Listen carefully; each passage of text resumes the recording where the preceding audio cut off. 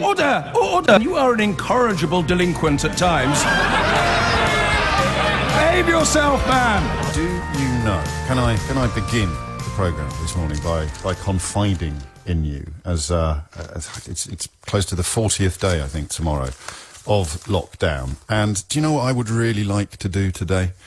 I would like to play some clips of Captain Tom reminding us that we will come out the other side of this, talking about the sunny skies and inspiring us with his, frankly, magnificent effort in the field of fundraising. I'd love to do an hour of just playing that on a loop, perhaps inviting your calls about inspirational people who have touched you at this time of unprecedented stress and strife. I'd love to do that. I'd also then probably, because it'll be easy to get the phones to ring and it won't really mean anything, but we could at least kid ourselves that we were indulging in a substantive debate. We could have a conversation about how important it is or isn't that Matt Hancock's 100,000 tests a day target is reached. It'll be a right old humdinger, that, wouldn't it? I, for the record, I don't think it's that important. I think that they've clearly managed to increase the capacity for testing exponentially, which in normal circumstances would be a great achievement. If he hadn't said the figure of 100,000, there wouldn't even be a story here. That would be good. Good old-fashioned classic phone-in radio. What do you think? Does it matter or not?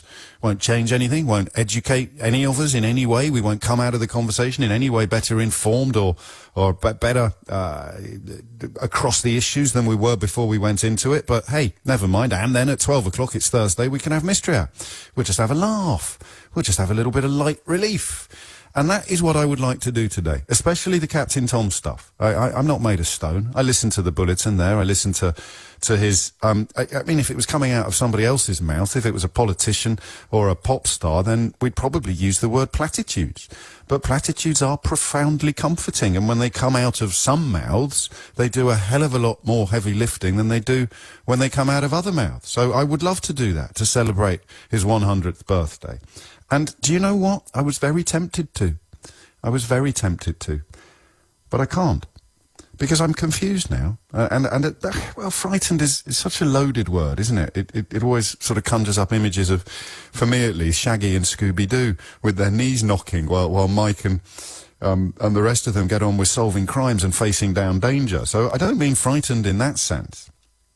I mean a fear born of genuine and now quite profound confusion, because I don't understand why we're talking about the things that we're talking about. Or rather, I do understand why we're talking about the things that we're talking about, and I don't know what we can do to make the conversation go in the direction it needs to go, rather than the direction we feel more comfortable going in. So, you know, it'd be great to take calls wishing Captain Tom happy birthday. It'd be great to have a big debate about how important that 100,000 tests a day figure is. And from the government's point of view, at least, it would be great if we talked about that all day, or possibly even, as one newspaper does today, a big piece about why the political affiliations of doctors who spoke to the Panorama programme, that's the real story. Don't waste any time questioning whether or not what they said was true. Don't mess about looking at whether or not the pictures they painted of our NHS were accurate, but go over their past history, find out what parties they belong to and what activism they may have engaged in, and then imply that their credibility is shot to pieces because they once wore a Jeremy Corbyn badge while completely ignoring the reports that they're providing from the front line of the NHS. That'd be great, right, from Downing Street's point of view? And there's the Daily Mail doing it, as if on cue. So what would Downing Street rather we weren't talking about today? Because it's not that long ago that you would have defined journalism pretty much as the things that the government, the truths, the facts that the government would rather you didn't talk about. Everything else, it was said by a much wiser person than me, everything else is propaganda. Journalism is truth, facts that somebody somewhere doesn't want you to know. Everything else is propaganda. And I think...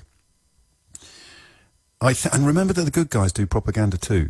I think that's a really important point that we often overlook. that, there was plenty of propaganda around during the Second World War that was designed to gird our loins and to lift our spirits. It didn't really matter whether it was completely true or not, or whether it would stand up to a 21st century fact check. If it put a little bit of lead in our pencil and a bit of vim in our veins, actually I need to rephrase that given Donald Trump's medical advice last week, don't I? A little bit of pep in our veins, then it was for the greater good. It was for the national interest. And that's where we are now. I think that's where we are. Why aren't we looking at the things we should be looking at?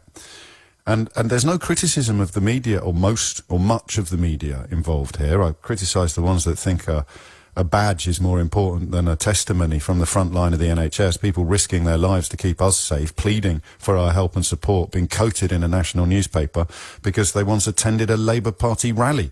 But that is worthy of criticism. I don't know that a lot of the other stuff is, actually.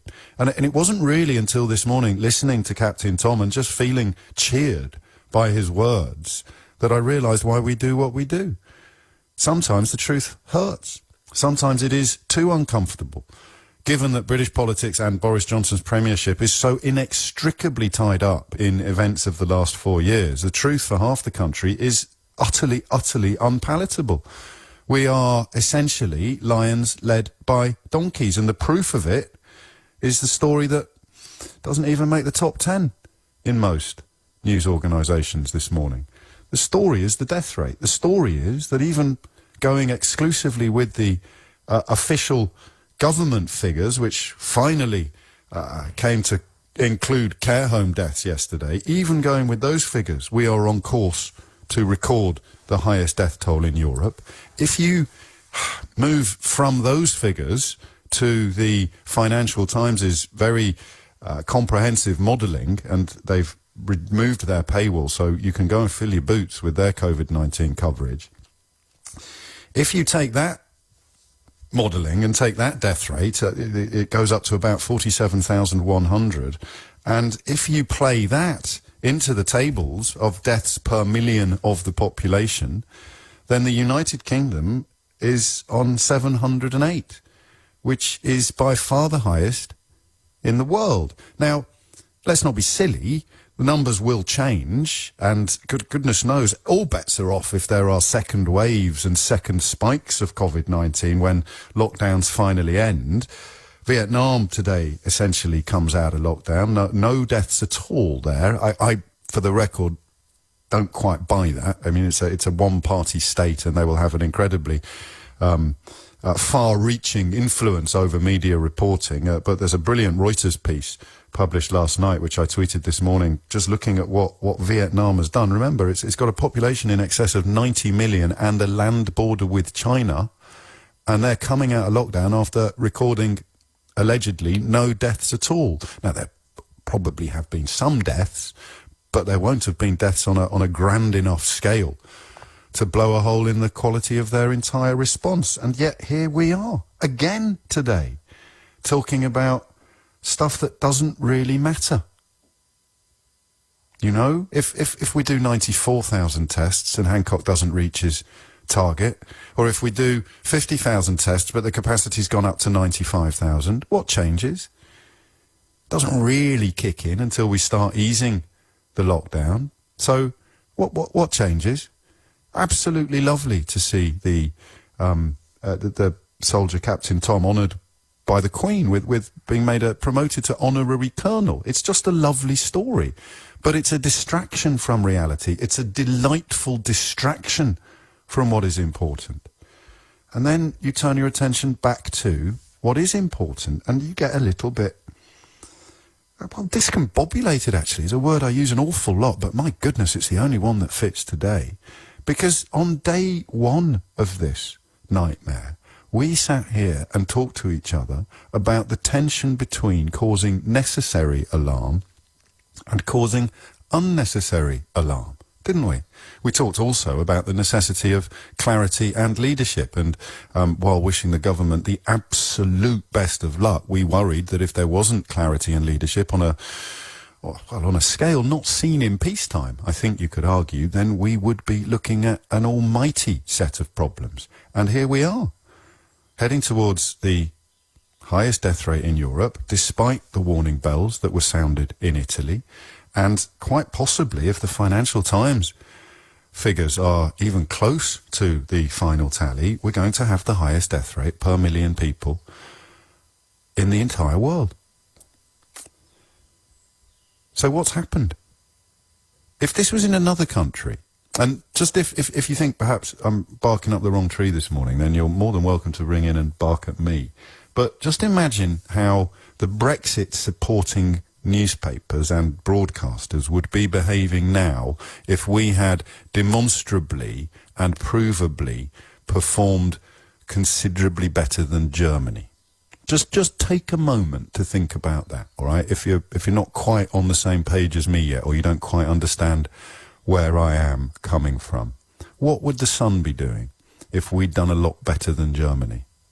What would the Telegraph be doing if we'd done a lot better than Germany? What would the Daily Mail be doing if they could portray Boris Johnson as being in any way the better of Angela Merkel? Just take a moment to think what they're doing, right? Now think back to yesterday when they started trying to pour scorn on the notion of international comparisons, despite the fact that they publish them every day at the Downing Street briefing. And then just take a moment to knit those stories together. We may well end up being the worst in the world, and the government is telling us not to pay too much attention to international comparisons. Okay?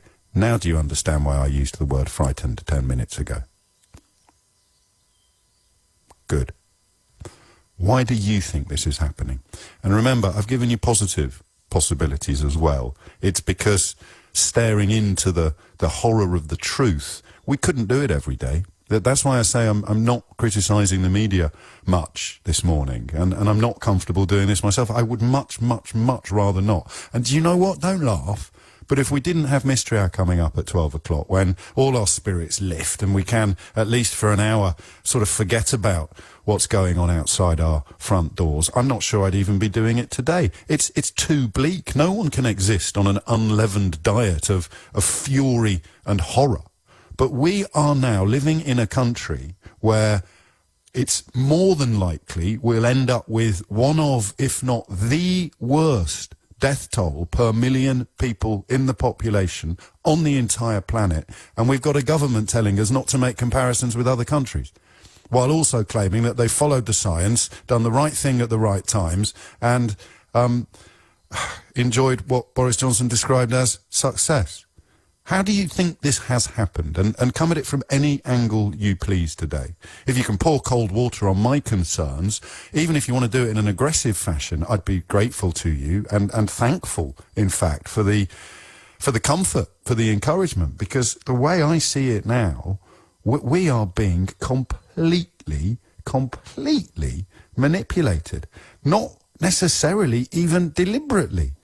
As I say, if I was editing a newspaper, I'd have to be putting stuff in it that cheers people up. I probably would have stuck a big £1 million airdrop of PPE on my front page because, well, I can't yet start describing this government's performance honestly, because I'm responsible as the editor of the Daily Mail or the Daily Telegraph or the Daily Express or the Sun or the Times or the Sunday Times or the Mail on Sunday. I am in part responsible for putting these people in power. So why do you think we are not talking about the biggest casualty rate, the biggest death toll this country has ever seen in peacetime? And if you think I'm exaggerating, even according to the official figures, we're now looking at, in the United Kingdom, about 10% of all the deaths recorded in the entire world. Tell me again why journalists should be asking questions that invite positive responses from the British government. Alan Sugar. Go on, tell me again.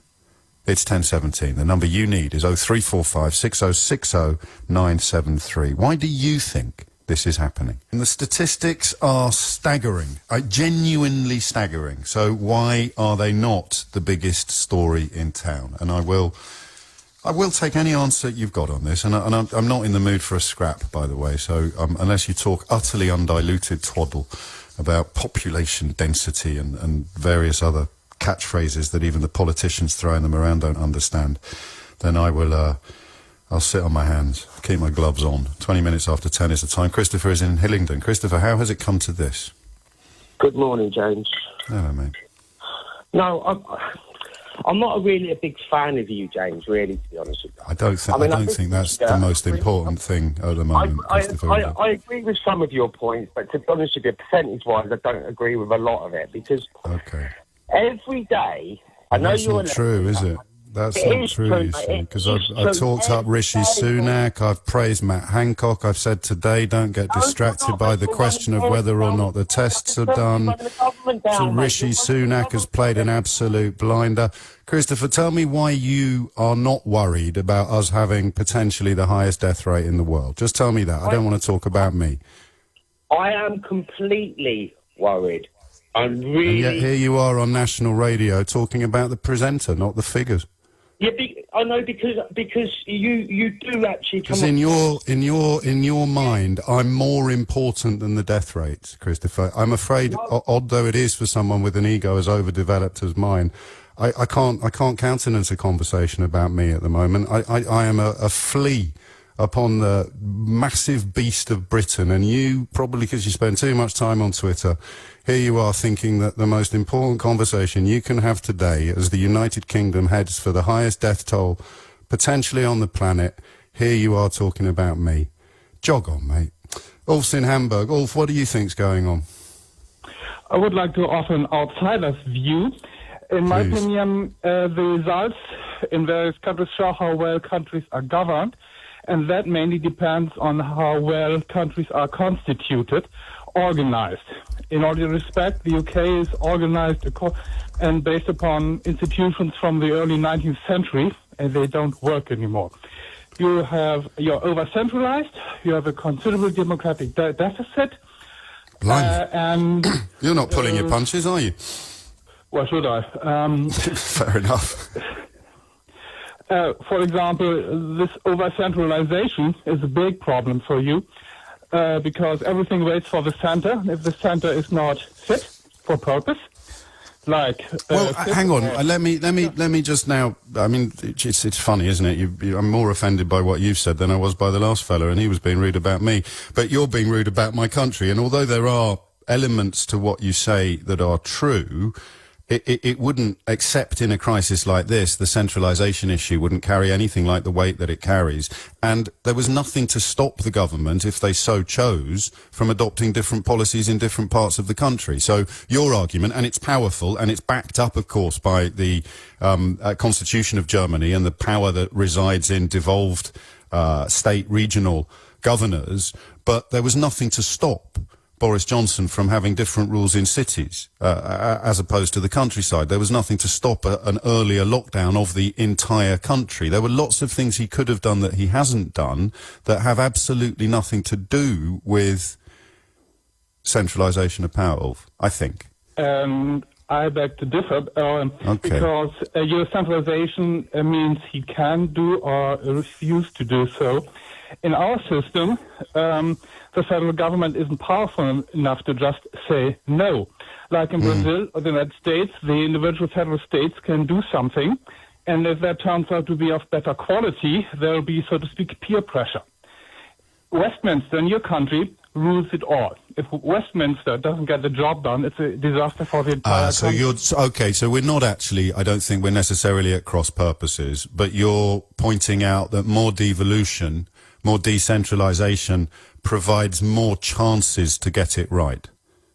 Yes, absolutely. And whereas my argument is a lack of centralisation and a lack of devolution doesn't actually stop central government from getting it right. So we can happily coexist on the same page, I think. Actually, I think decentralisation is always a problem because our governments, our politicians made considerable mistakes too. What worked was the fact that, our system developed a kind of swarm intelligence. The laboratories worked independently from the government because they are businesses.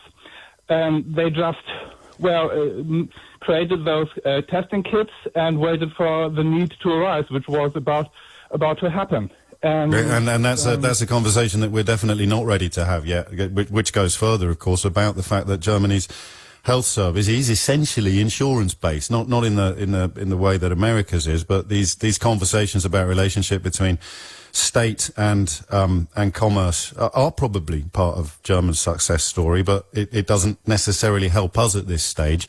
Why do you think the media narrative in this country, as you look from over there and see probably a much clearer picture of what's happening here, why do you think the British media is, I'm afraid, shying away from the statistics, shying away from the facts, actually, and focusing instead upon, well, the things that it's focusing upon, like 100,000 test targets?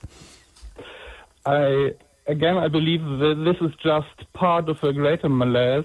Your system lends itself to extremism because you're first past the post system. For that reason... No, that doesn't explain the media's attitude, and it certainly wasn't the case. It doesn't. That infects the entire system. It's either or. No, it doesn't. It doesn't, because you could have had newspapers that were more responsibly run and not owned by deeply dodgy individuals within the first past the post system, and we wouldn't have the problems that we've created over the last few years. But I enjoy the bits of the conversation where we can stay on the same page, Ulf. But I do feel my it's like family, isn't it? I do feel my patriotic muscles flexing a little bit when you start putting the boot into us so profoundly from Hamburg, and yet here I am, perfectly happy to put the boot in wherever it is needed. Sarah is in Manchester. Sarah, what would you like to say? Hi, sorry I sound so terrible. I'm day 4 COVID at the moment. Oh, poor thing. If it's any consolation, we don't know what you sound like the rest of the time. Oh, not like this. I'm a senior nurse. I think fundamentally, I've nursed lots of people with COVID to death. Yeah. I think fundamentally, as a very senior nurse, it's all down to Health England and the PPE resources. And what the public's got to understand is this.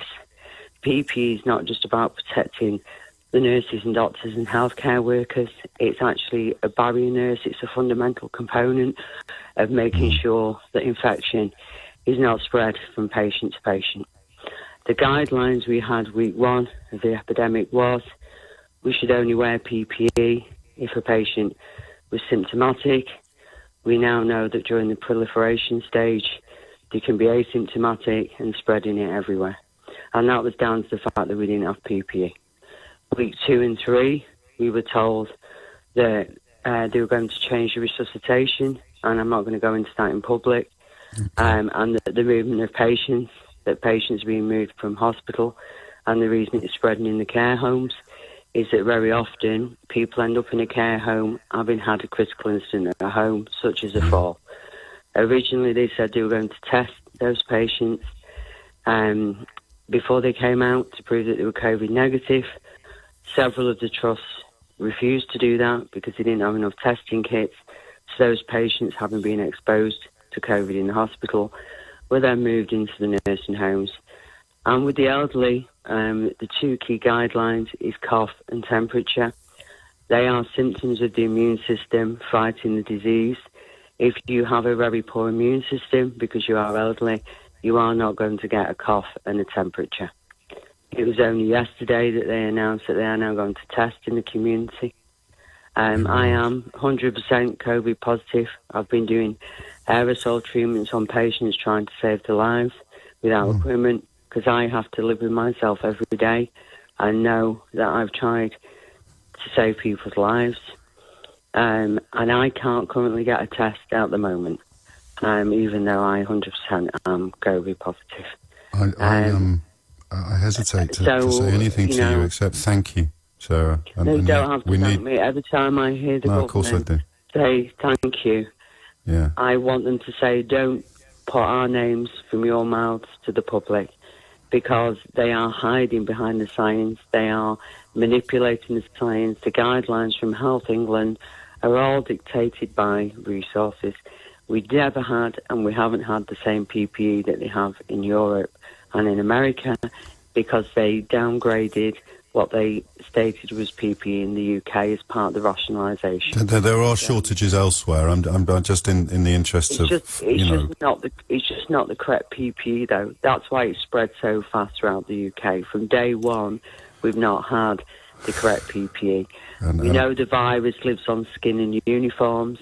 The only places where they've had gowns is ITU. Where the big spread of the virus is in waiting departments in A&E and on wards, and the ward staff have never had that form of PPE. So even though they're wearing pinnies and masks, that virus will be on their actual uniforms, on their arms, etc., if they've been near a patient that's coughing. So this is how this illness is being spread throughout the UK.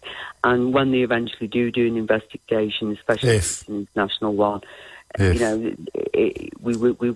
will get to the bottom of it, and 100%. We get our eyes rolled at us every day, and it's not that we're jobs worse. It's quite the opposite. I did 108 hours last week because our nurses are going down like flies. So and I'm watching it every day, and I know we're meant to be evidence-based, and my unit is only one unit with CHC, continuing healthcare, so we're taking from 4 hospitals.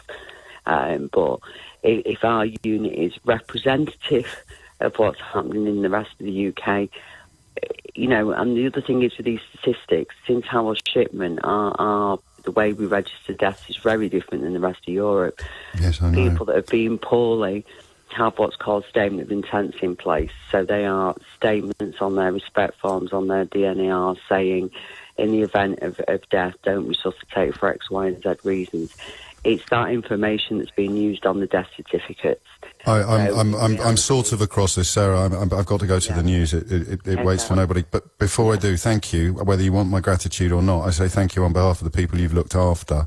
But will you just promise me that you'll take it easy now? I know you know that you need to, but get back to bed, get your feet up, lots of fluids. I'm in bed. So I'm glad to hear it. Okay. All right. Take care. Bye. Well, you take care. All right. And there it is, really. 10:32 is the time. And I told you I would like nothing more today than to devote the entire programme to applauding Captain Tom Moore, or the honorary colonel, who today celebrates his 100th birthday. And Matthew Thompson will probably correct me on this, I think the original plan was to raise about £1,000 for NHS charities. He's ended up raising 29 million. And Matthew, LBC senior reporter, is in Marston Mortain in Buckinghamshire, where presumably the mood is rather buoyant. Yes, it was. It's an extraordinary festive atmosphere all morning, really, James. I mean, 100 years old is a significant milestone in of itself. If it wasn't for the other absolutely extraordinary milestone that Captain, or we should say Colonel Tom, has hit, as you say, £30 million raised for the NHS. And yes, it was an initial target of just raising £1,000 from family and friends as he did laps of his garden. And the global response has been absolutely extraordinary. He got something like 140,000 birthday cards, which have all been laid out in the local school. But of course, this morning we had the main event was a flyover of RAF Spitfire and Hurricane. 3 times flew over his house.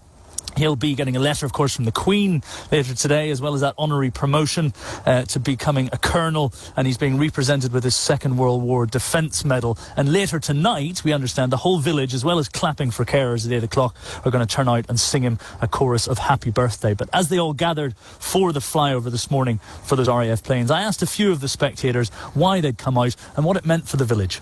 In year 5, I learnt about it, but I wasn't sure if it was going to... I didn't know it was going to happen, like Spitfire and Hurricanes over the house. I couldn't even imagine this. He broke his hip 2 years ago, and he's been walking ever since. He's not someone to let age catch up with him, and I think that's what makes him a special person. We came up with the idea in the first weekend of lockdown just to raise £1,000 to the NHS, and I mean, look where it's gone now. It is absolutely crazy, so I cannot believe it. The support has been magnificent, so thank you all. That last voice you actually heard, James, was Benji, who is Captain Moore's, or Colonel Moore's rather, grandson. The whole family has been completely overwhelmed, as you might expect, with the outpouring of love. Like a hurricane for them, in a sense. And goodness knows we need these upbeat and uplifting stories more than anyone possibly ever could have imagined. But they found themselves in the eye of an absolutely staggering and rather beautiful storm, haven't they? it was quite revealing, actually. I mean, Benji was extraordinarily thankful when I spoke to him a short time ago, but I asked him what the plans for the day were, and he said, his phrasing was quite interesting. He said, well, first I have to get through the media, and I think he was feeling a little bit overwhelmed, as well as being appreciative, definitely slightly overwhelmed by the level. Just the choice of get through this was quite an interesting phrase. But, you know, they are extraordinarily grateful. In fact, they all came out. He didn't come out himself. He can't quite manage the gravel in his driveway, apparently, but his daughter and grandkids came out to say thank you to everybody. But also keen to pay tribute to Captain Tom today was none other than Boris Johnson, the Prime Minister, who's also given this message of congratulations. I know I speak for the whole country when I say we wish you a very happy 100th birthday. Your heroic efforts have lifted the spirits of the entire nation. I think I first heard about your mission when you'd raised about £1 million, which in itself was extraordinary. And you've now inspired the most incredible generosity, raising over £29 million, supporting the cause closest to all our hearts.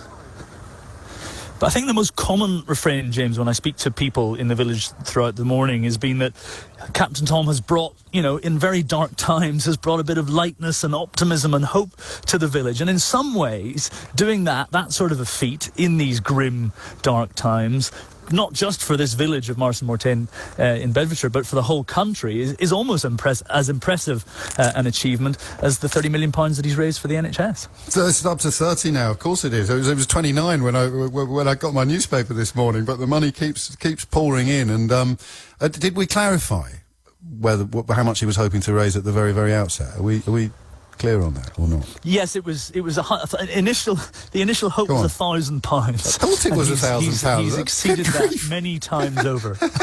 I can't even do the sum off the top of my head. How many zeros do you have to own? That's it's absolutely breathtaking, and not a bad little assignment for you today, actually, as well, Matthew, given some of the other issues on which you could have been reporting. Well, look, it's very much not about the reporters, is it? But absolutely, from a personal point of view, you know, one of the things I do on a daily basis, James, it's after you've gone to bed, but it's the 2 o'clock death figures, which is a horrible milestone, a moment to mark, but important moment to mark every day. And it's a wonderful contrast to just, as I say, inject a bit of light and optimism back into a nation which is in sore need of it. Indeed it is. 10:40. Arguably, of course, Matthew Thompson, many thanks indeed, not even arguably, in much sorer need of it than perhaps it even realises. Here's a Conservative MP called Jonathan Gullis, not somebody I'd previously come across before, but the voters of Stoke-on-Trent North are presumably familiar with him. He's tweeted to say, with regards to the media's sick obsession over the total tragic deaths from COVID-19. You can't lazily compare the total number when countries have different density, population size, age demographics, as well as some countries manipulating figures like China or underreporting. And he sent that to me by accident because presumably he was intending to send it to Downing Street and tell them to stop publishing daily tables showing rates in other countries. I'm actually lost for words that a sitting member of our parliament would describe concern and a desire to see the death toll as low as it could possibly be as a sick obsession. Oh, I'm not lost for words exactly, because I kind of suspect that's what they think privately. Oh, stop talking about how many people are dying, will you, and start talking about belief and hope and optimism. But to see it in black and white like that on my own computer screen, a Conservative, I presume he's a Conservative, he might not be actually, that's a very lazy presumption of me, but I think I'll stick with it. A Conservative MP describing what I'm talking to you about today, the death toll in this country, already almost certain,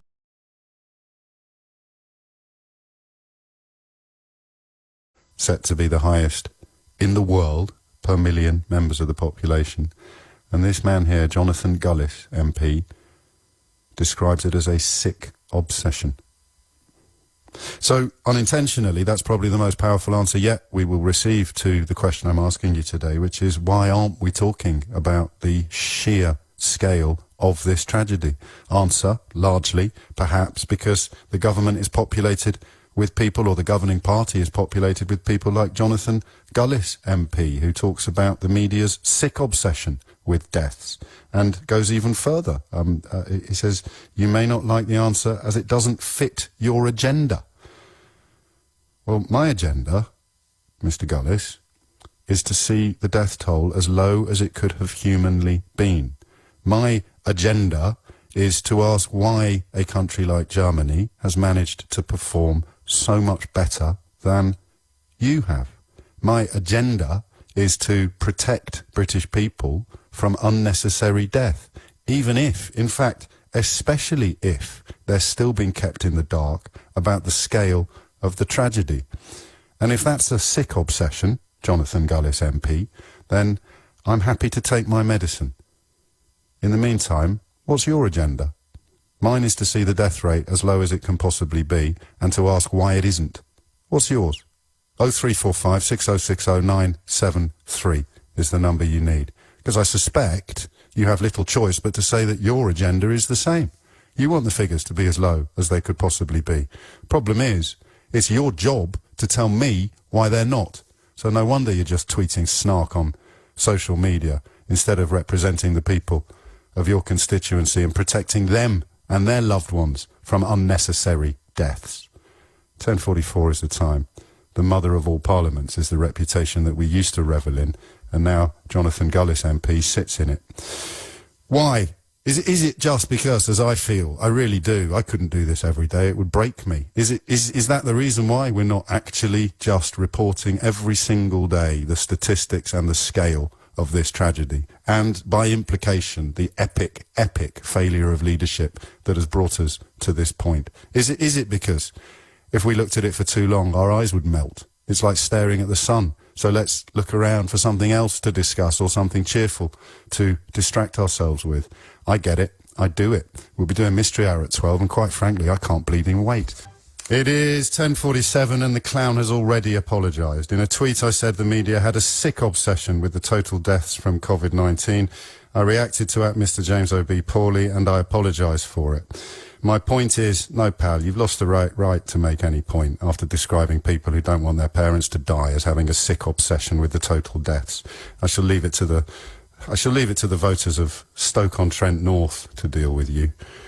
I'm dealing with the question of why people like that are so desperate for you not to be told about or ask questions about why we are heading towards the worst death toll, quite possibly, but not definitely, in the world.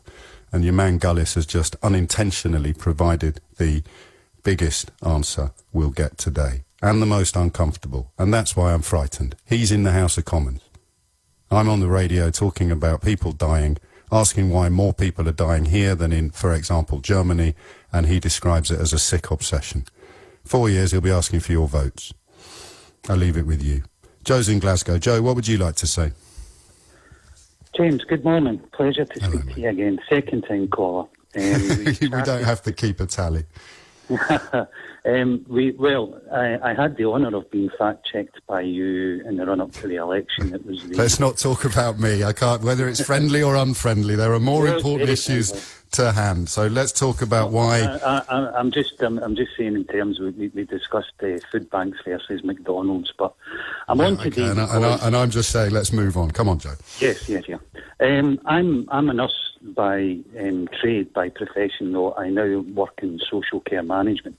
Yes. Working from home at the moment for a fair-sized charitable organisation up here in Scotland, and we have a workforce of about 500 support workers who provide care and support to people in their own homes, which I would like to give a shout-out to because that's a fundamental part of this entire process of fighting the disease. But I came on this morning because I'm an avid listener to the show, and I can't anything but completely agree. Well, I don't want you to agree. I want you to give me your theory or your answer to the question. Yeah, but my theory to it is that I think that it is, James, very deliberately being played out in terms of the information that's given to the public, quite simply because it is a frightening situation that we're going through and will continue to go through. And I think what lies behind the figures and the statistics that are being shown are nowhere near as bad as it is. as somebody who doesn't directly work on the front line but manages the services that their organisation provides, it is really scary to hear you recite somebody take to social media to use a word such as sick during this time. He has apologised for it. I mean, I'll let people decide how much lifting that apology does and where his true instincts perhaps lie. But, yeah, I guess it's...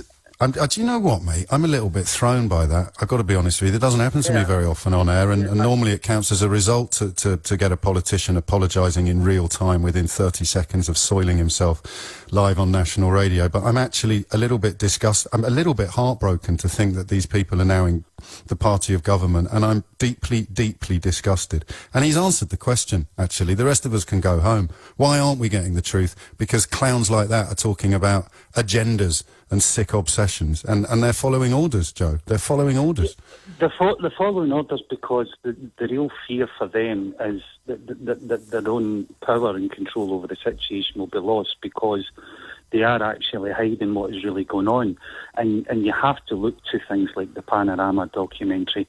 And I have to say... Oh, no, you can't look at that, because the doctors in it once wore a Jeremy Corbyn badge. You've got to completely ignore what they've said about what they do every day while risking their lives to keep us safe. One of them got photographed with Diane Abbott once, so we can discount everything they've ever said or done. And in fact, we should probably chuck them out the health service while we're at it.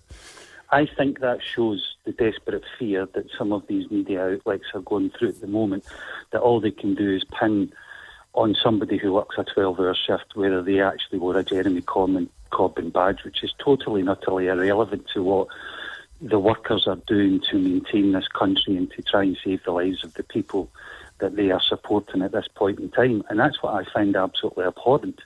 And in relation to the Panorama programme, and I would actually say, although I wouldn't normally listen to Piers Morgan, I think he's actually done an outstanding job in holding politicians' feet to the fire, to the extent now that the government won't actually put any of their ministers on to be interviewed by him. That tells you the length of the... No, he is. He's getting interviews. I think he is getting interviews, and he's also getting a coating from people that were cheering him along 2 or 3 months ago, when he was a very robust and, I don't think he'll mind me saying, quite aggressive defender of Brexit and indeed of Boris Johnson. But he's getting a taste of go on.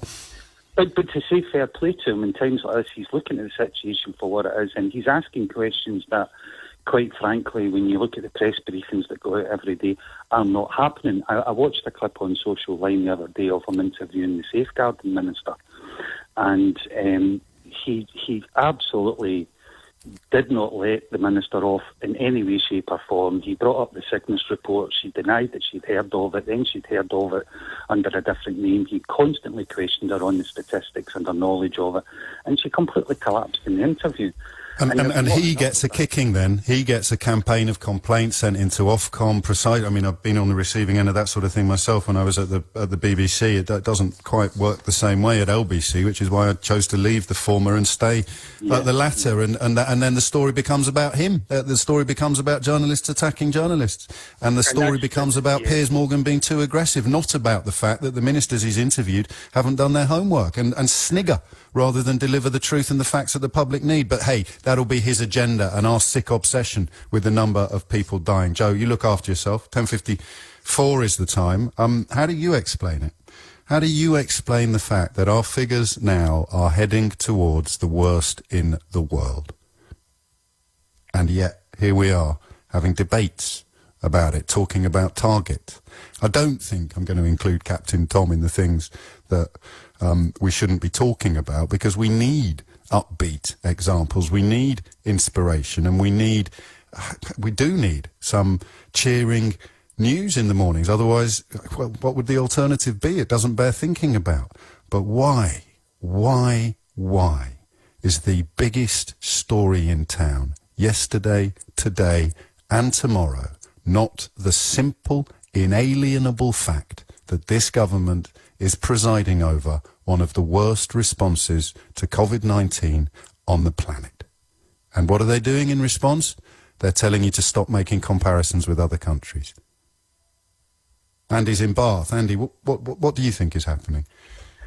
Hi, James. We spoke back in February. I think what you just said sums up, really. Don't compare us with other countries. We have Great Britain, being great, has a superiority complex. I think we have an arrogance about us that the rules don't apply to us. The laws of nature don't apply to us. We had our leader, despite everything going on in other countries, especially Italy being so close to home, we had Boris Johnson say, well, I'm still shaking hands with everybody, even COVID sufferers. I'm fine. We had, it's similar to Brexit, we're different, we're special, things don't apply to us. I was despairing hearing football commentators, and I can still hear the words, I won't say who it was, but I can still hear the exact words in my head now saying, business as usual here at Old Trafford, everybody's still shaking hands, getting on with it. It's that feeling things don't apply to us because we're great. Well, no, I don't mind. I'm just, again, it's funny, isn't it, this job that I do, even people ringing in to agree with me, I feel duty-bound to correct and contradict. It's something I should probably get help with, but I don't mind if a football commentator doesn't understand the gravity of the situation, mate. Do you see what I mean? It's unhelpful, perhaps, and he's only following the lead of the political narrative, but I don't mind his faux pas. It shouldn't even be on the same page as Boris Johnson boasting about shaking hands with people a few days before he was infected. I do agree with you, but as I say, I was quite an early adopter. We spoke back in February. My wife sent me out for masks and rice in January. So by that time, I'm already well into this and already despairing at nobody paying attention. So I guess that's why that meant a lot, resounded a lot with me. The commentator saying that because Cheltenham going on, I just didn't see the message getting through. And even now, being told, well, British people don't need to wear masks because British scientists are saying that they don't do very much. That's just ridiculous. It's ridiculous to say an airborne disease can't be. It's certainly severely prevented from being transmitted by wearing a mask. It has to help. We know it helps. The rest of the world knows it helps. But we in Britain, we don't believe it. We believe we can do things in a different way, and it's killing us. It's killing us in record numbers, and it's not getting any better. Does it break though? Because if you were of that mindset, if you'd bought into this. And it wouldn't be your fault if you had, because of the effort and the influences put into persuading you to be in that place. Could you ever get out of it? Is it? Are we too far up the mountain to climb down? Do you think? If you have based, arguably your entire life, not just your recent political decisions, upon the idea that somehow being born British equips you differently for life than being born Belgian or German or American or French or Canadian or Polish or Romanian or any of those things. I mean, do you think you can ever climb down from that sort of place, even as you see your own domestic death rate dwarf that of potentially every other country on the planet? I think pride prevents us from doing that. It really does. Is it that simple, or is it more complicated than pride? Well, we've also been told been told to be positive and to support the policies and look for silver linings, and I do. All my friends will tell you that I'm always searching for silver linings. But we're having the wool pull over our eyes here. We really are, and I think it's in the. And do you know, again, this odd position I find myself in? I don't think many of my friends in the media are doing it on purpose. I think some of it is just habits that they can't shrug off. So here is a deeply damaging succession of testimonies from frontline NHS workers that make it impossible to defend the government. But hey, I work for the Daily Mail. I can't possibly attack them too much, so let's attack the doctors and the nurses that have done it. And I think that is just a mindset, a neural pathway that they can't break out of. It's not a deliberate deceit or a deliberate deception any more than it is on LBC if presenters come on air and toe the same line. But the public deserves better.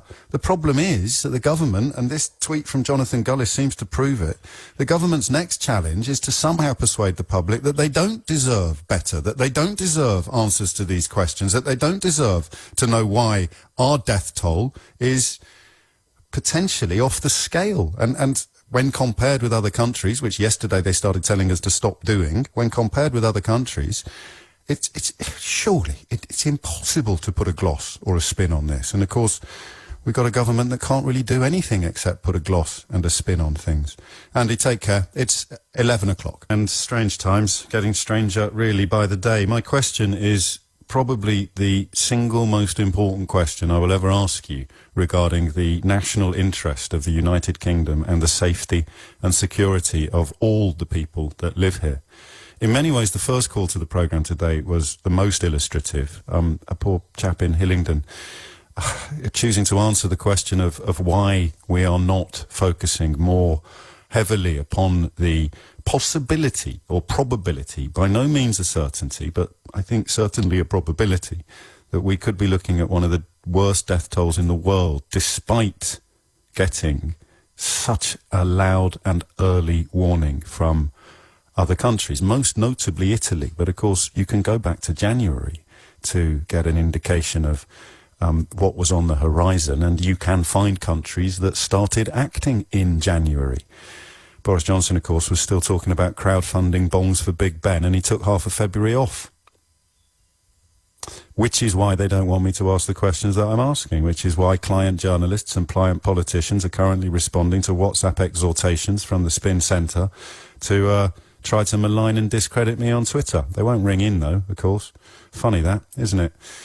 Anyway, it's not about me, as I had to explain to Christopher at the beginning of this programme. It's about you and why you think we are not focusing on the single most important story that I can ever remember covering, and hopefully that I ever will, and instead being persuaded to applaud the Daily Mail for buying PPE or backing a charity that buys PPE, getting excited about potential drugs trials, looking at various magnificent fundraising efforts without asking why charities have to step into a breach that's been created by 10 years of austerity, 10 years of cuts, 10 years of ideological attempts to persuade the British public that the librarians of Wolverhampton were responsible, as Alexei Sale so perfectly put it, for the international banking crisis of 2008.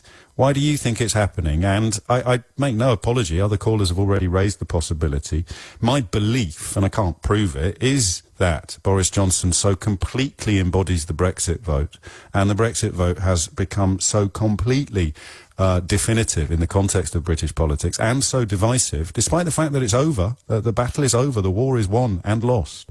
But still, the idea that the man who embodies the Brexit vote might be stark rollock naked is something that half the country can't even begin to contemplate. And client journalists and client politicians, both of whom I've heard from this morning on social media, client journalists and client politicians are absolutely desperate to keep covering up the fact that the man is naked. The emperor has no clothes, which is why the viciousness and the dishonesty and the disingenuousness with which they go after the little boys standing in the middle of the crowd shouting about the emperor's nudity is getting ramped up on an almost daily basis. And that's where we are. That is where we are. Why? And that's my theory. One of my theories is the embodiment of Brexit that Boris Johnson represents, and the absolute inability of huge swathes of the British media and, of course, the British public to even contemplate the possibility that he is what we've been describing him as now for 4 or 5 years. Maya Angelou, when people show you who they are, believe them the first time. James is in Brixton. James, what would you like to say? Hi, James. How you doing? I'll leave that as a rhetorical question this morning, I think. It was completely rhetorical, sorry. Go on. In short, the economy is why we're not supposed to be comparing to other countries. If you compare responses in countries where the people were put first, they've got a lower death toll. If in our country, where from Boris's own mouth in February, he was talking about mitigating the impact of the economy rather than lives, we focused on trying to keep that going. And I think if everybody focused on the actual figures, I don't know about you, but well, you are working away, but I'm struggling to work. And I have little choice. Yeah, well, thank you, to be honest. Thank you for doing it. Yeah. Do you know, I mean, let's be fair. We went into lockdown. It was far too late, and the message was appalling. The messaging was appalling. People still not entirely clear on what they can and can't do, but they did do it. So even if they began by thinking that the economy should be prioritised, and again, my very reluctant references to Brexit kick in again here, because it's the people that told us that the will of the people was to have economic damage that also told us that we should let more people die than necessary in order to prevent economic damage. As soon as you pull on these threads, the whole suit falls apart, which is why they get so cross with people for pulling. But they did change. So even if you're right in your initial analysis, they did then change. Problem is, they won't admit that they made a mistake to start with, which makes it impossible to trust whatever the next decision they announce might be. But I think you kind of mentioned it last week or the week before. I can't remember. Time's going really weird at the moment. The press instantly, as soon as we had lockdown, pretty much within a week, started talking about when's lockdown going to end. And I think you mentioned the psychological impact of that. Yeah. And you've got people queuing up for hours outside B&Q because it's the sunshine. It wasn't even the press to start with in the broader sense of the phrase. It was the usual sort of far right ghouls and mysteriously funded shills and bloggers who were talking about why letting people die in order to protect financial. Exactly. And I mean, eventually you will have to make a calculation that is a sort of cost-benefit ratio, but and then it gets picked up because people see how many clicks some idiot gets for saying this, and the next thing you know, someone's being paid 500 quid to write an op-ed for the daily newspaper, and nobody stops to say, do you think we should be treating this a little bit differently from how we've treated everything else in this country for the last 10 years? Yeah. I mean, well, the economic stimulus packages that have been released, if you think about how they're being put out, they're focused on helping businesses, which, in theory, some of those won't be around once we get out of this situation. The economy needs people like yourself and myself to spend money, and that's how it works, really, in real terms. And the quickest and simplest and probably the cheapest way of doing that is just doing a temporary universal basic income. Give people money. They don't have to stop paying their bills. They don't have to stop paying their mortgages. You're not knocking everything on, all the debts on for 3 or 4 years, 3 or 4 months, sorry. And people can continue their lives, but just work from home without all the stresses of everything else and look after their families, which is... And of course, I mean, I was probably somebody who was too embedded in my own worldviews to give universal basic income as much consideration as I would have done if I was more objective and more open-minded. I mean, I suffer from a lot of the flaws that I frequently point out in other people, and it's very, very important to acknowledge that. But the more I learn about it, and I learnt a lot about it this week with our guest from the UBI lab in Leeds, the more I think that it is pretty close to inevitable, unless things go full Victorian, which we know many members of the governing party would like to see nothing more than a return to the values of the Victorian age, when they can go to church and give thanks for God's grace while 9-year-olds are sweeping their chimneys. James, look after yourself. Thank you for inquiring after my well-being, albeit rhetorically. As ever on the programme, with each passing minute, I feel a lot better because, well, company, I guess. Andy is in Waterford. Andy, oh no, he's not.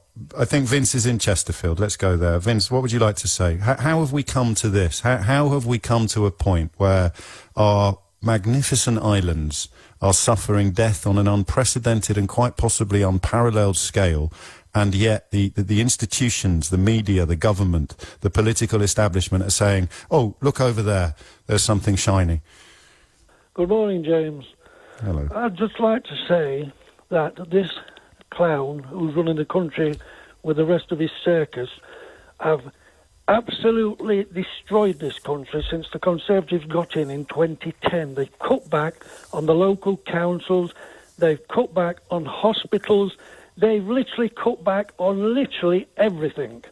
That's why we're getting homeless on the streets, and they're still on the streets. Never mind what the Conservatives are saying, they're still on the streets. Well, a lot have been put up. I mean, again, I do need to push back against that. A lot have been put up in accommodation, but yes, there are still homeless people there. And there was a piece this week about sacked hospitality workers sleeping in doorways. But they were there under Labour as well, not on the same scale, perhaps, Vince. Of course. Well, as I can say, this chap who's running the country is not Boris Johnson. It's the rat down the drain pipe, Dominic Cummings, who is running this country. He decided on herb immunity from the beginning, and it got out of hand.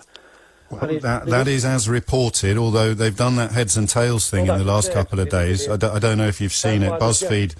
BuzzFeed carried a report claiming that he'd influenced Sage the other way. So we've gone from he influenced them one way, no he didn't, he would never influence them at all, to he influenced them the other way. So whatever the truth turns out to be, they've got all the angles covered. It's pure Trump. They're completely lying about these 100,000 tests. That was literally laughable. I mean... Yeah, but they'd rather you talked about that than the number of dead. Put that out. Well, I don't know. And I've defended and indeed praised Matt Hancock throughout this process, and I stand by much of that. I can't answer that question. Why did he put that out? 100,000. It was such a silly thing to say that in order to defend him, you'd have to say it was a slip of the tongue or something that he immediately regretted. If you wanted to ramp up, to use their phrase, conspiracy theories or I mean, well, it's cock up or conspiracy. And if it was a conspiracy, it's because right about now it suits this government down to their toes for us to be talking about 100,000 tests and having largely meaningless arguments about capacity and counting and questioning and calling for his resignation, instead of doing what I really feel we should be doing. And again, I stress I could be wrong. Instead of looking at the deaths and asking how things have gone so wrong so quickly, and why is that important? Because the people that led us to this point are leading us to the next one. Thank you, Vince. The numbers are, by any measure, heartbreaking. And you know, part of the reason, if you just give me a moment, I'll get back to the calls in a minute, but I really want to talk briefly about why it's so sick, so disgusting, so despicable for so-called journalists to spend more time looking at the past political allegiances of doctors and nurses describing their daily reality in the NHS than it is to look at the accuracy of what they're describing. I mean, I'm cross with the government, obviously, and I am defending the media from many accusations of deliberate bias or conspiracy. I think a lot of it is just old habits dying hard and the hangover of their mistaken but incredibly vociferous support for Brexit. But that one story there, it's not just Panorama. They take somebody acting in good faith and claim that they're politically biased because they cannot conceive of the possibility of objectivity. So these people, and they exist on the left as well as the right, I should know, but these people are so completely blinkered and so completely bigoted and so completely biased that they can't actually imagine that somebody would be an equal critic of both major political parties. They simply can't get their heads around it. It's really odd, given that we have just come to the end of a period during which huge numbers, probably unprecedented numbers of people in this country, felt that they were being offered a choice between a rock and a hard place at the last general election. But particularly, I'm more exposed to it now from the right than I am from the left, although I got loads of it while reporting accurately on Jeremy Corbyn's competence and conduct.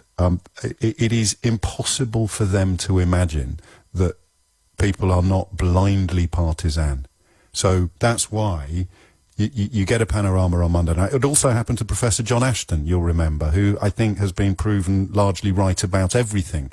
But they attempted to discredit him by calling him a Labour activist. Do you know, at the time I didn't understand why he got so angry about it, because he was an enthusiastic supporter of the Labour Party at various points in his life. But of course, the reason he got so angry about it is that they were trying to take away his good name.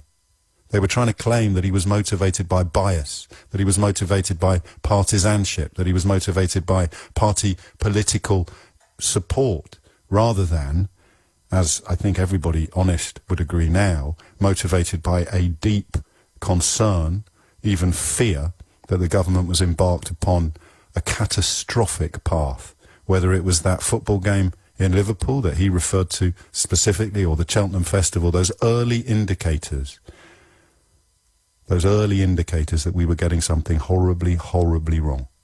And here we are, with a potentially unprecedented death toll. And why aren't we talking about it? Because we can't talk about it without telling the truth about this government.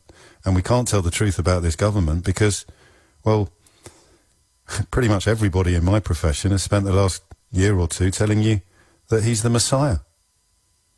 Just those of us who've been describing the very naughty boy who, I suppose, swim against the tide. Despite all the evidence, that's the weirdest thing, isn't it? Anyway, 21 minutes after 11 is the time. Why do you think we've ended up here with governments, or members of parliament talking about the media's sick obsession with death rates, instead of explaining to us why ours is so much higher than almost every other country on the planet?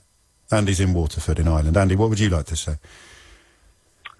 I just wanted to try and bring up a bit of a unique, view on it, James. I'm actually originally from Derry, which is on the border between the UK and the Republic. Yes, of course. And what I found is just that the UK government seemed to have just completely dropped the ball. The Republic of Ireland was shut down pretty much 2 weeks before the UK was. So we were in a strange circumstance where 2 miles down the road, everything was shut. But, from the city centre there, everything was still open and people were still running around. And I don't know, I'm a HGV driver. I'm delivering the cash and carries at the minute. Do you know, I've read, and I haven't got it at my fingertips, but I've read that the Republic's worst areas are those along the border with the North because of what you're describing as a more effective lockdown in Ireland than in the UK, and then it leaches across what is currently, of course, a border essentially in name only, although thanks to these clowns in Downing Street, that's about to change as well. It leaches across in the ways that you describe.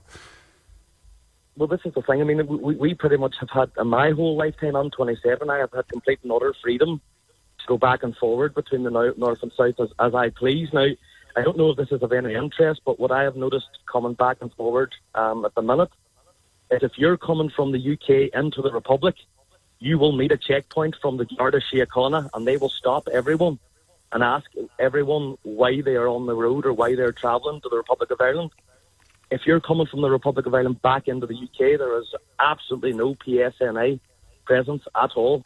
It's just a free run back into the north of Ireland. And maybe I don't want to bring it back to Brexit, but I thought that this was supposed to be control of the UK's own borders.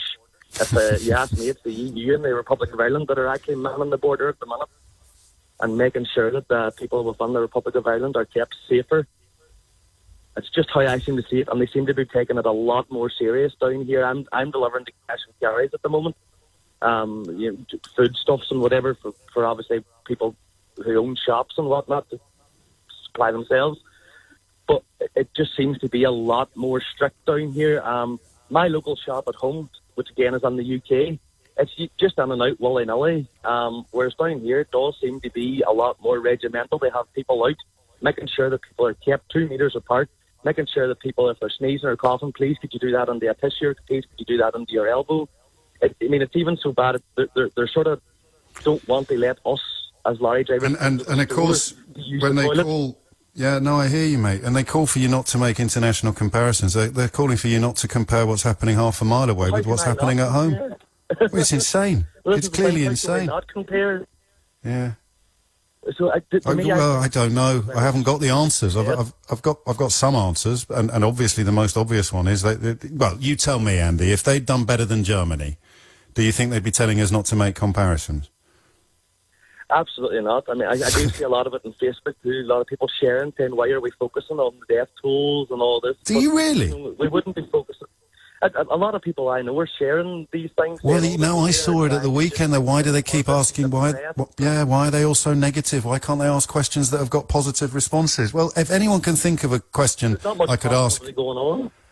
About having the highest death rate in the world. If we can think of a way of phrasing the question that that invites a positive response to that, then I'd be very, very interested. Andy, you take care. Thank you for what you're doing as well. It's funny how many people who have perhaps been written off as unskilled or unimportant over the years have suddenly turned out to be the very backbone of Britain, rather more so than the hedge fund managers, perhaps. 25 minutes after 11. Jeff's in Southgate. Jeff, what would you like to say? Oh, good morning, James, and Hello, I'm glad to hear that you're keeping safe and well, and that's very kind of you. Thanks very much for the great public service that you're doing in bringing these points up on the air. Well, trying to answer the question that you asked, which is an international question, it's very interesting to see that the Southeast Asian countries, by which I would include such countries as China and Vietnam and also New Zealand, that they have learned from the previous terrible virus outbreaks that they had some years ago, and they introduced very, very strict lockdowns, and they have succeeded in defeating this virus. They're now... Well, for now they have. I think we all need to be conscious of the fears of a second wave, and of course the countries you refer to are profoundly conscious of it, which is why there's not going to be an awful lot of international travel anytime soon. But yes, that's just a caveat, a caution, that we don't know what's further down the line. But when we examine what has happened thus far, everything you say holds true. Well, wouldn't we love to have their figures? Yes. Despite what... Well, that's why you're not supposed to mention them, isn't it? Well, indeed, and I just want to draw your attention to one of the ways in which the figures are now starting to be censored, because I switch on the TV for the Downing Street press conference every afternoon, because I'm very worried about this for my own health. And until yesterday, they were showing a chart headed Global Figures, and the chart clearly showed 3 streams of figures. At the very top, with the worst death rates, was the USA. Then in the middle were the European countries. And then further down, right at the bottom, were the Southeast Asian and Pacific countries. And the night before last, the person introducing the charts referred to the American ones as being at the top, then the European ones, and then the best performing countries, if I can describe them like that. But I think you she can. described them as outliers. And then it's not censorship as such. Again, I don't know why I'm being so pedantic today, but probably because I'm being so outspoken myself. It's not censorship as such. You could find a word to describe it that might be closer to manipulation, but it's not actually censorship, is it? But wait until I tell you. You sound like a conjurer with a rabbit somewhere secreted about your person. Go on. Well, last night, the chart appeared again, and again described as global figures, and the whole stream of Pacific countries is now omitted from the chart. You're only shown the European countries doing better than America.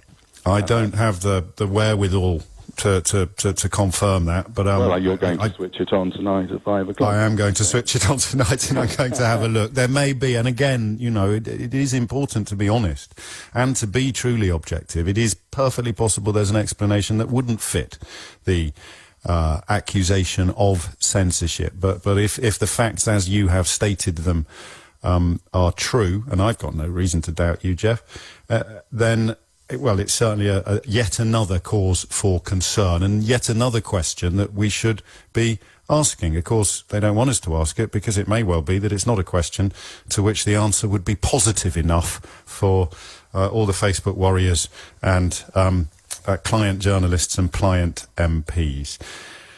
Oh boy, more of your thoughts on this. It's already 11:30. What a morning. I told you at 10 that Mystery Hour was going to be more necessary than usual today, didn't I? Yeah, I was right about that as well. So Mystery Hour coming up in about half an hour's time. If you're not familiar with it and the kids are on lockdown and they get a little break at lunchtime, or you've given up on trying to homeschool them, then for the last fortnight since we resurrected it, obviously we put it in the fridge for 2 or 3 weeks when we first embarked upon this horrible course, but it has been particularly special over the last couple of weeks because of the number of children getting involved. I hope that sustains. It may not. I mean, they may have more important things to do. But the question I have for you is the most unpleasant question I've ever asked you, and I pray to God, I mean, I'm going to have to ask you again and again and again, perhaps, but I pray to God I never, when this is over, I have to ask you a question as uncomfortable as this. Why are we living in a country where much of the media and all of the government is dedicated to distracting the population from the fact that our death toll with regard to a global pandemic is likely to be among the worst in the world, when we are rich and we have an NHS that is still, despite 10 years of cuts, fit for purpose, and we had early warnings from countries on the other side of the world and from our near neighbours in continental Europe. We had, in many ways, the best possible preparations in place for this, PPE notwithstanding. So what happened? And why don't they want us to ask that question? Could it possibly be because they can't answer it without incriminating themselves? Which is probably why so much effort has now gone into attacking the people asking the questions. It hasn't really worked. There was that very dodgy-looking poll last week saying that no one trusts TV journalists, which was revealed by the TV journalists at Sky News. No criticism of them. I just was struck by the symmetry, the funniness of that. Yeah, we definitely don't trust TV journalists. Have you seen that poll from TV news journalists at Sky? Yeah, that proves... Well, that's been picked apart fairly comprehensively, although all things being equal, it'll probably, the picking apart of it will probably get a lot less coverage than the people who piled in on that particular bandwagon. And that's why. They desperately want to try to discredit the very, very few journalists in this country asking the government to simply explain themselves. Why did you go on holiday in February, mate? I mean, seriously? Why did you go on holiday in February? Why were you crowdfunding, talking about Bunga Bob for the Big Ben bongs in January when other countries were responding to the crisis in China in ways that, well, frankly, compared to Britain, beg a belief? Have a look at the reports from Vietnam. South Korea didn't even need to do the lockdown because their testing and tracing was so complete and so comprehensive. Where were you? You were on holiday. I mean, come on. How can that be right? And why can't we ask you? Oh, well, that would be unpatriotic. We all need to pull together. We need optimism and positivity. Okay, well, I'm positive that going on holiday in February was a huge flipping error, and I want to know what made you think it wasn't. And until you tell me that, I don't know how much I can trust you when you tell us the next stage and the stage after that. Until you explain why and how you got everything so wrong so far, how the hell are we supposed to have faith that you're going to get it right moving forwards? That's all. And obviously, I speak only for people that are interested in facts and reality. I do not speak for people who think that by waving a flag and tugging their forelock, Boris Johnson will somehow be miraculously transformed into a leader who isn't in charge of the country, whose response to the COVID-19 global pandemic may well turn out to be the worst, let alone among the worst. I presume that America, Donald Trump, the promoter of disinfectant injections to his own population, I presume that he will prevent us, save us, call it what you will, from being the worst. But right now, you take the FT's figures on COVID-related deaths rather than the official ones, and you divide them by the population of this country, so it's about 47,100 divided by 60-odd million. The number you come up with for deaths per million is head and shoulders above everybody. Why isn't that on the front page of my newspapers? Why isn't that leading every single phone-in show in the country? Well, I know the answer to the second bit. We couldn't do this every day. We wouldn't be able to cope. We'd buckle under the mental pressure, the emotional toil of chronicling such horror. But why are so many people not even mentioning it? Why is my Twitter today under siege from people who either work for the government or service the government under the guise of journalism? Actually, that's a bit of an exaggeration. Today's not so bad. But why? How do you stop the public demanding answers to important questions? Answer, you convince them that they don't deserve the answers and that the people asking those questions are somehow their enemy. Rather ugly lessons from history about what can happen when governments start going down that route. But as I say to you every single day, still not too late. Explain why you've muffed it up so badly. Tell us how you're going to fix it. And hopefully, my agenda, which is to see the lowest number of dead people in this country as possible, my agenda could It can't be fulfilled now. We've already seen more deaths than we needed to, but that doesn't mean we have to carry on, does it? Well, yes, it does, I'm afraid, if you've got your scarf tied so tightly round your neck that it's cut off the flow of oxygen to your brain. And it's the colour of that scarf that determines your response to everything now. Are you pro or anti-Boris Johnson? Neither, actually. I think the man's a clown. I think he, as you know, is utterly unfit for office. But if he pulls this off, well, he can't now, can he? If he manages to reverse the appalling response so far, I'll buy him a medal myself. I mean, the idea, and this is why I think of all the things I'm upset about today, this attempt to claim that you can't trust people because of their past political allegiances, even if they're risking their lives every day in British hospitals, that's the really, really scary thing. Because it's so utterly at odds with everything I understand and hold dear. You know, I don't care what party you voted for. I don't care whether you voted Conservative, Labour, Monster Raving Loony Party, or even madder, the Brexit Party. I don't care. If you produce the goods and you're telling the truth at this time about what our frontline healthcare workers are facing, I need to hear it. And then you have national newspapers following the lead of grubby little hate sites masquerading as news providers, trying to sell the British public the idea, oh, don't listen to them, even if they're telling the truth, because he once shook hands with Michael Foot, or he had a Neil Kinnock poster on his wall when he was at college. See what they do? Can't argue with the facts, so they attempt to undermine and discredit the witnesses. And it works. It is working. You know it is. You heard the first caller today. There's a fella who's been groomed to within an inch of his life. Don't get cross with the people presiding over the death toll. Get cross with the people describing it. Why? Well, I've been tugging my forelock so hard, James, I just don't know how to stop. And the idea that Boris Johnson is all the things you've been telling us he is for the last God knows how many years, if it turns out you're right, then there's no earthly way I'm ever going to be able to admit it. So I'm going to ring up LBC and shout at you. Okay, mate, that's fine. I can take it. Just hope none of your family get ill. It's 11:41. You're listening to James O'Brien on LBC. John's in Cork. Another call from the other side of the water. John, what would you like to say? Hi, James. How are you keeping? I'm grand. What's on your mind? Yeah, listening to the show, look, from my side, looking at it from the outside, looking at it from the Republic, looking across at the UK, it's the Brexit debate has influenced where you are, because people did not want to react to the COVID. They did not want to bring in PPE from the EU because that wouldn't have suited their agenda. And it is also a case of a blind arrogance, I'm afraid, on behalf of certain members of the government, the new government. And the spin that's been put on that is what you've just described in the last few minutes there in your chat. And the spin is just ongoing. You can see even the situation with this talk of vaccine now. That's to deflect the fact that there's over 16% deaths in England, which is the highest figure by a considerable distance. Everything around it, it's deflection. Deflect away from I don't have that number in front of me. You're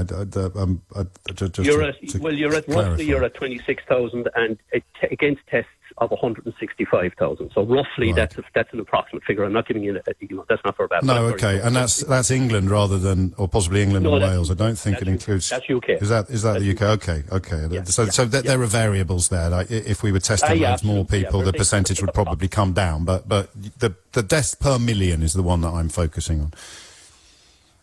Way out there. I mean, you're an outlier on that, unfortunately, and that outlier was used by your previous caller. But it was like, when the offer for PPE was made through the EU, they could not countenance talking or getting involved with that because of what they'd painted themselves into the corner, because of the vote for Brexit. If they had been seen to work with the EU on PPE, it would have destroyed them. They couldn't do it. They painted themselves. It wouldn't have destroyed them. They could have styled it out, but it would have made it very hard to explain why leaving was such a good idea. But they don't even need to do that anymore. That's the bit I don't get. They had that was already in the bank. They could have just laughed at people like me and gone, yeah, of course we're signing up for the EU procurement programme. We'll take whatever we can out of them, and we're still going to leave for no good reason. Ha ha ha. Why didn't they? That phrase, which even I thought was unfair at the time, putting Brexit before breathing, which thankfully hasn't turned out to be the case. The ventilators, well, I mean, I don't think there's been a shortage of ventilators, but the care home crisis could perhaps retrospectively change everything. Why did they still have to campaign for Brexit after it was over? But you're still in the same mode. It can't change because they've dug themselves into a massive hole, and you know yourself, when you're in a hole, the best thing to do is to stop digging. They haven't the ability to stop digging. And they're in a massive hole. That's all they can do. All they've ever done is dig. Yes, so they're digging their way down to, they're digging their way down to China. They might be able to get the PPE over that way. But behave. But it is what you're seeing at the moment is a massive spin. Right, so you're talking about the papers, you're talking about the writers, you're talking about the reporters, you're talking about all that. It's all mostly the editors and the owners, but well, yes. Yes, absolutely, and they're deflecting. But unfortunately, the editors and the owners are leaning on the reporters. So you cannot write that, you cannot print that, you cannot do. Look, from here, looking across, and it's not beating our chest and saying we're wonderful, because we've made mistakes here, right? Our government has made mistakes, but largely they have got it right. Okay, they've largely got it right. But looking across at the situation as it is now, you have to say that the UK is no longer the democracy it once was. It is being handled by the likes of Cummings and a number of other Conservative Party, right-wing Conservative Party people, and they are managing the agenda of the UK. It was deeply worrying to see the Sunday Telegraph front page talking about Tory grandees wanting the lockdown to be eased, and that makes you think of a Sir Nicholas Soames, perhaps, or But who are the grandees? What do they do? Are they big business people? Have they? Yes, they are now. They are. They're donors. Yes. They're donors to the Conservative Party, not MPs or lords with years of service. And the situation is, if you look at the UK, now look, I'm pro-capitalism, right? So don't think that I'm a socialist having a pop here, right? But no, God, no. I mean, in many ways, it's illustrative that you even feel you have to say that, isn't it? Because you're simply describing reality, but you know that some people have been so groomed and so gaslit that they think that must make you a communist. Oh, yeah, absolutely. I'm a communist on Twitter right now after this comment. But look, if you look at what's happening in the UK, if you look at what's happening in the US as well, the Cox are out saying that the money should, the lockdown should be eased in New York. This is mad stuff. The Voice, if I'm pronouncing her name right, she's come out, her family have come out, and they actually gave money to the protest in Oklahoma. And they're massive, massive employers in the States. So there is an element of people saying, look, we've got to get on with our lives. And realistically, look, if it costs another number of lives, isn't that just terrible? But look, we have to get on. But this is... Yeah, I hear you. You've taken me right up to the break. But I know. I mean, you've got your central points across, and there will have to be a point. This is why John stresses that he's a capitalist. I mean, coming out of the lockdown is in some way going to involve a cost-benefit analysis. Of course it is, but it needs to be done by sensible, compassionate, caring people, not by mysteriously funded far-right ghouls. It's 11:47. I want you to tell me what has happened, okay, and how. And listen, we're just a tiny little outpost. Don't make the mistake of thinking that I wield any particular influence or importance at all. I think most people are very, very clear about that. It's only some weirdos and Nazis who seem to think that I'm a figure of immense significance. But here we are, making the point that everybody in this profession should be making, and just wondering why they're not. It won't really change anything, I don't imagine, but at least we'll be able to stand by our consciences when all this is over. I guess the problem with that is that you need to have one in the first place for it to be a factor in your feelings. 10 minutes to 12 is the time. Mystery Hour on the way. Theo Usherwood, LBC's political editor, joins me on the line for a sort of broad brushstroke update, I think, Theo. No, it's a detailed insight. Here we go. He's been digging down. Detailed insight, because listening to your programme about the numbers, the difference between total numbers of deaths and deaths per capita, I've gone away in the last half an hour and done a bit of research, and I've found a very interesting interview. It was conducted by Gary Gibbon, the political editor of Channel 4, with the Health Secretary, Matt Hancock, on the morning of March the 23rd. Now, you'll remember later that day in the evening, Boris Johnson introduced a full lockdown. And the question from Gary Gibbon was, had we acted in time to prevent a similar situation in this country to what was occurring at that particular time in Italy? Very quick last question. Have you seen any evidence to suggest we're not heading fast in exactly the same direction as Italy? Well, we are taking the actions earlier, in many cases, on the curve, the curve of the epidemiology, because we're further behind, and we've been able to see that the numbers go up. So we are prepared to do whatever it takes to get a grip on this disease and to keep people safe. Why can't I find a scientist who thinks that? Who thinks you're doing the right things? Well, that's what the vast majority of the scientific community think, including, of course, the top scientists like the chief scientific advisor and the chief medical officer. Which makes some people wonder if something strange happens in that room, because the moment you go outside that room where they're meeting with the government, you can't find a scientist who agrees with that. They're all saying clamp down. Now, James, just to be clear... Gosh, good find. What Matt Hancock is saying is, we've acted earlier than Italy, therefore we're not going to end up in a similar situation. Except I've also been trawling through, trying to find the point at which different countries introduced their lockdowns. Now, when you look at the numbers in terms of the death toll, the grim death toll, the UK, has tracked Italy pretty much 2 weeks behind.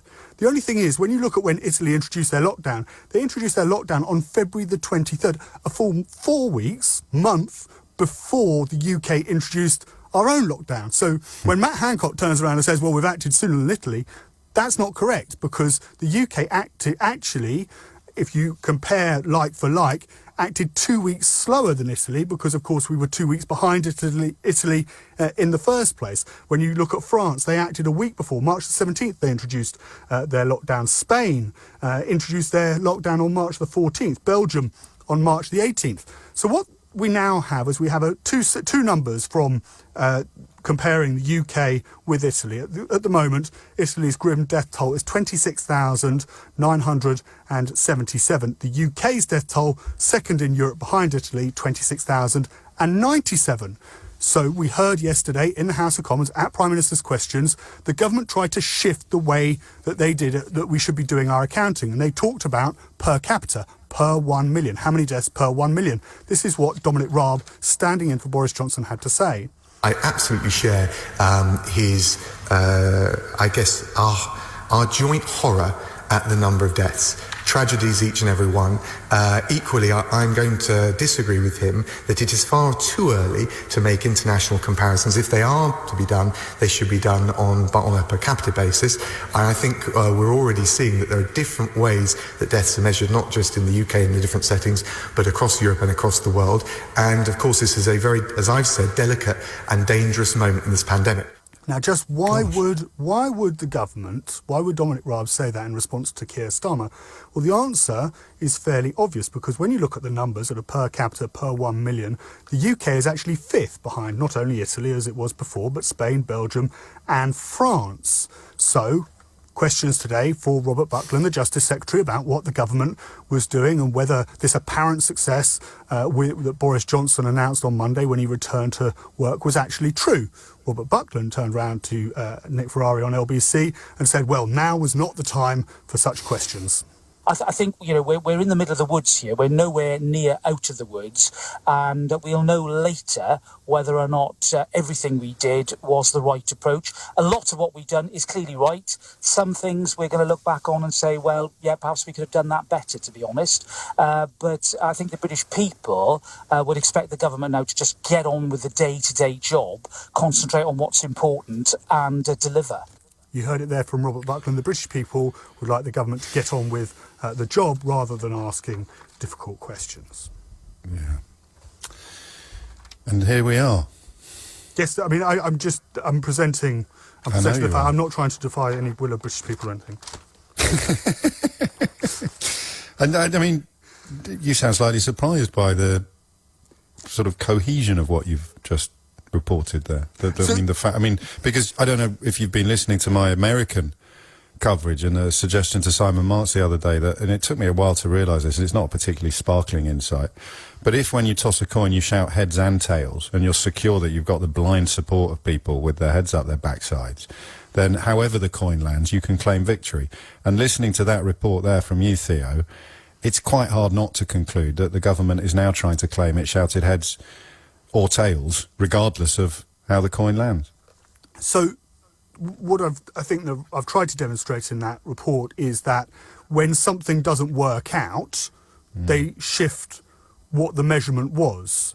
So they've done it with testing. We heard this target of 100,000 tests, and then last week Dominic Raab said, well, actually, it's not about how many tests were conducted, it was what the capacity for the tests was for. So actually we've reached a capacity of 75,000 tests. The fact that the 52,000 were only conducted yesterday, that's not important. It's about the capacity being at 75,000. So you had there was a period of time when people were asking about our preparedness to deal with this pandemic. We saw what was happening in Italy, questions about the preparedness. Matt Hancock, you heard in that interview, excellent interview with Gary Gibbon, where he compared what Mr. Hancock was saying with what the scientists were saying or not saying, and he turned around and said, well, we'll be in a better position than Italy. Well, it's turned out when the government's now officially accounted for care home deaths alongside deaths in hospital, each one a grim tragedy for a family, that actually the numbers are comparable. There's a difference of just under 900, and we're now outstripping the death toll in the rest of Europe apart from Italy, and therefore they've changed it to per capita. We might overtake Italy, of course, in the not too distant future. If you look at the FT's modelling, we're on course to do. We're buried. No. If we look at the FT's modelling, mate, they're in our dust already. So is Belgium, actually, which is still at the top of some of the measures as well. I can't. We'll talk off air about what your thoughts are on why this isn't the biggest story in town. I suspect they chime in parts with mine, but you'll have insights that I've currently missed, but such are the strictures of your objectivity, Theo Usherwood, that I wouldn't deign. Can I ask a question, James? Well, it's not. It is mystery hour. If I get it right, can I ask a question? Round of applause. If people do not trust the media, if people do not trust journalists, who benefits? Cui bono. For U2 fans. Who benefits indeed, particularly at a time when the government faces fairly robust criticism, or at least fairly important questions. And what is they love these words, agenda and narrative currently being pursued? Well, malign the people asking the questions and convince the public not to be interested in the answers. LBC's political editor Theo Usherwood there, ending with a ringing inquiry. If journalists are, and look at lamestream media, look at hashtag fake news. Why do that unless you are hoping to get away with murder? Metaphorically? Yeah, all right. Just metaphorically for now. It's coming up to 12 noon. You're listening to James O'Brien on LBC. Thank you for that. I needed that. It's been bothering me since last night, the numbers, and looking at them and doing sums and trying to find other corners of the media. There are loads, just very, very few of them in the United Kingdom. And we're not going mad, The Emperor really is naked, but the majority of the crowd, probably, or at least the loudest parts of the crowd are still shouting about how wonderful his robes are. Culminating in some frankly astonishing stuff. One MP tweeted a gif of a lion on Monday when the Prime Minister went back to work. Tweeted the gif of a lion. I've had words with the producer. That's the kind of devotion and commitment to the cause that I expect henceforth from my orderlies and... No, obviously it's pant-wettingly ridiculous.